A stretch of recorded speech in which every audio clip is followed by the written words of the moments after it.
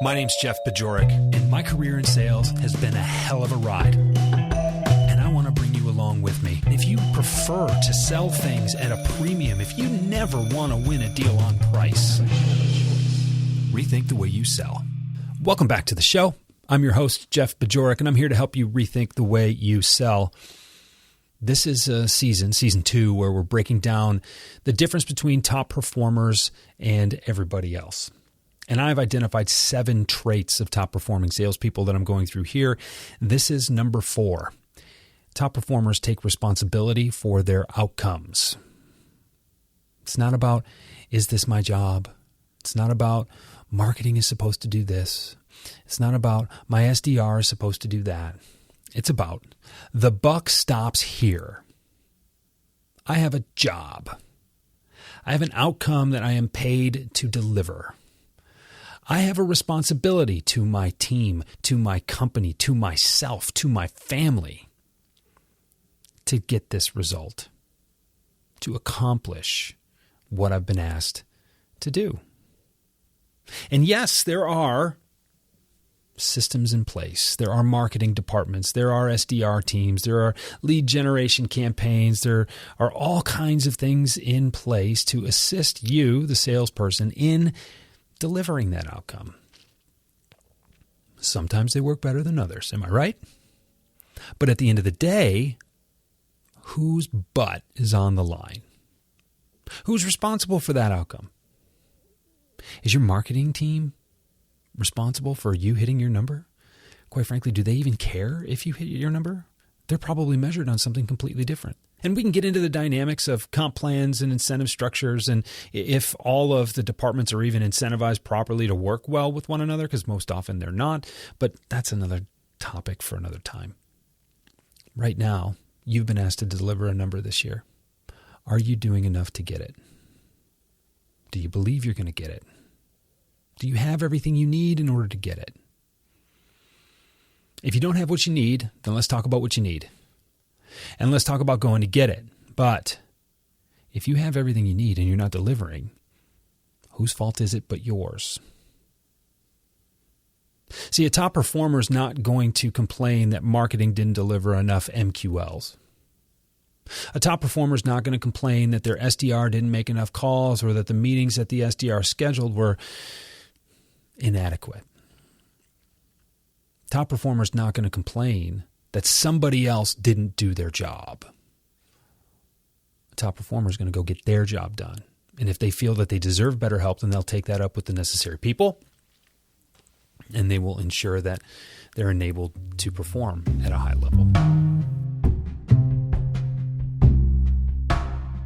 Who said it was anybody else's responsibility to provide you with people with their wallets open, ready to buy? And let's talk about this, because there are a lot of people out there who feel like they don't need to prospect. No, Jeff, I'm an account manager. It's not my job to get new accounts. It's my job to just maintain and maybe grow a little bit within these accounts. I don't need to prospect. No, you don't need to look for new opportunities within existing accounts, because that's prospecting too. Like, a top performer has their head wrapped around the idea that new revenue needs to be created, and they're the ones that need to do it.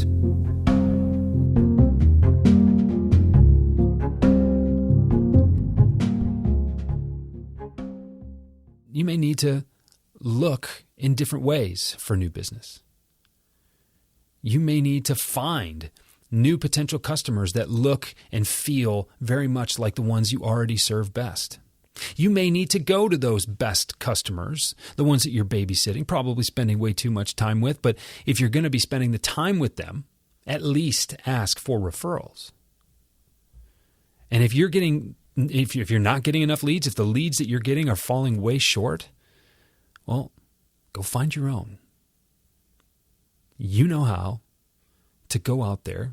You know how to look at your lead lists. You know how to do research on the internet.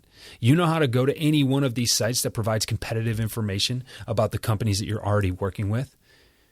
And you should know your sales process. Top performers understand their sales process inside and out. And it's not about the 17 steps. It's not about the stages in your CRM. That is not a sales process. But it is about understanding where you are, understanding where you need to go next, and understanding how to get there. You see, there are only two ways that you can sell more. One is by spending more time selling, which is something a lot of account executives don't do because they're waiting. They're waiting for those leads to just fall in their laps, right? But the other way is to make sure that you advance your sales process at every possible opportunity. Look, you can't increase someone's urgency to buy, but you can definitely avoid slowing down your own sales process. So you have to know where you are in your sales process and what to ask for next. And look, 3 questions that you can ask yourself, that you should ask yourself before every sales call are: 1, what am I trying to accomplish in this call? 2, what am I going to ask for as a result of this call? And 3, how am I going to ask? That's a 15-second interview in your own head with questions you should be able to answer. And if you can't answer them, you're not ready to go on that call. That's what a top performer does before every sales meeting. And they make sure that these calls don't die on the vine. These processes don't stall. That's important. Now, I said at the very beginning of this season that most of these traits are not selling skills. I would argue that knowing your sales process is not a sales skill. Some people may argue with me. If that's the case, it's okay, because this is a big component of this trait of top performers who just recognize what needs to be done. They take responsibility for what needs to be done, and they make it happen. So, are you getting enough leads? If you're not, do you have a plan? Do you know your sales process? Do you know where you are in it? Do you know where you need to go next? Are you asking yourself those 3 questions before every sales call? Those are simple things, simple commitments to make. And look, I've narrowed the list down to 7. That's what this season is about. But if I had to rank the 7, this one's up there.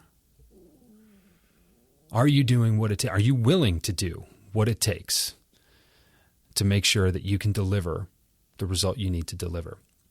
And just, I want to go back just really quickly, because the idea that you or anybody would stake their livelihood on somebody else, the idea that you would blame your failure to hit your number on somebody else, because you not hitting your number probably means you're not bringing home as much money. Now it impacts your family. I've got kids. I've got a wife. I've got a house. I like to play golf. There's a whole lot riding on me hitting my number or not. Why on earth would I let anybody else take responsibility for that? It's up to you. Top performers get this. Not everybody does. Well, that's why they're top performers. Over the next couple of episodes, I'm going to speak with my friend Andy Rethink. I'm going to talk a little bit about sales process. I'm going to share another archived episode of Deeper Thought with you about reviewing your sales calls and understanding where you're at, what you're doing well, what you're not doing so well, where you could improve, that kind of thing. I'm excited to share that with you over the next couple of episodes. And then we're going to move on. And we're a little more than halfway through this season. There's still a lot of gold to be mined. And I really, really appreciate you for being here with me.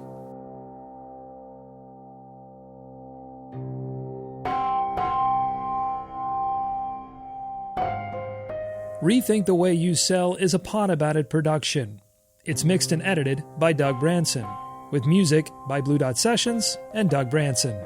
This podcast is masterminded by Jeff Bajorek.